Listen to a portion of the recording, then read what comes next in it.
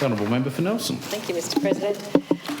I rise not to make a detailed second reading contribution, just to echo some points and add some concerns that I have in relation to the bill.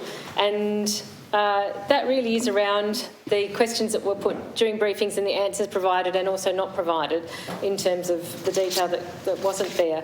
I do find it extraordinary that we would let a lot of time lapse and certain limits like these ones we're dealing with in this bill go so out of date that we suddenly need to lurch forward with such significant increases of 150%, 200 more.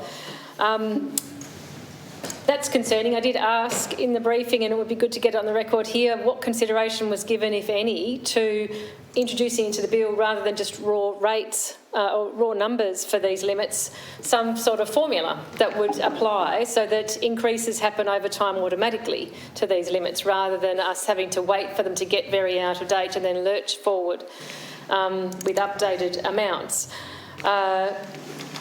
It doesn't appear that that consideration was given to that, but if that could be specified whether consideration was given to that, and if not, why not? Why wouldn't that be something we would be aiming to do to keep our legislation current rather than having to wait till it goes out of date? I think also the question around what triggered this off, this updating of these limits and bringing them to significantly higher levels. I was particularly interested because I don't believe anything had been identified in annual reports of the TDR over time of the need to do this. I don't believe there was a specific request from the board, but if that could be clarified, was there a specific request that this happened from the board?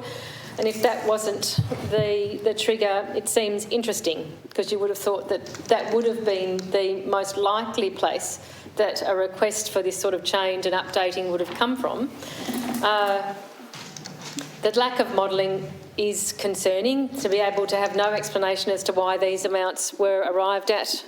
The fact that Treasury didn't model it, the fact that there haven't been risk assessments done on particularly on the unsecured loan amount, all concerning, that I just add my voice to others who've already mentioned that. The consultation period appears to be something of a joke, Mr President. 5 working days, 7 days in total, 5 working days.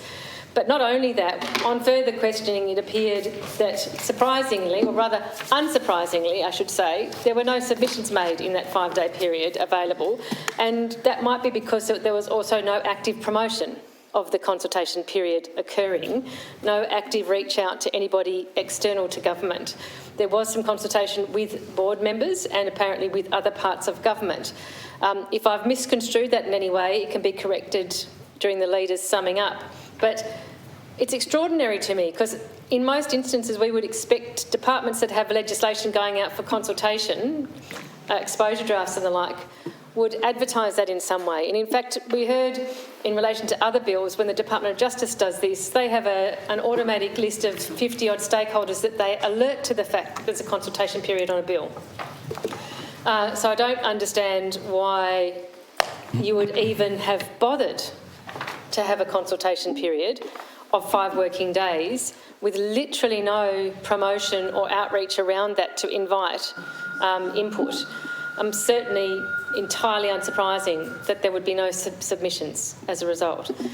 That's concerning. I wonder whether that's actually compliant with policy for the department. It's certainly, I would imagine, not compliant with policy for government, so perhaps that could be clarified on both fronts.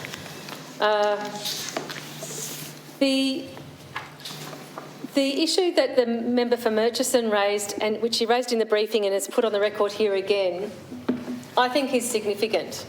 Are we putting this through in a fairly rushed fashion, with all these questions hanging over it, to deliver on an election commitment? And what's behind that election commitment? So the election commitment, I think, was to raise the 10 million new equity investment cap to 35 million. I believe that was the election commitment element.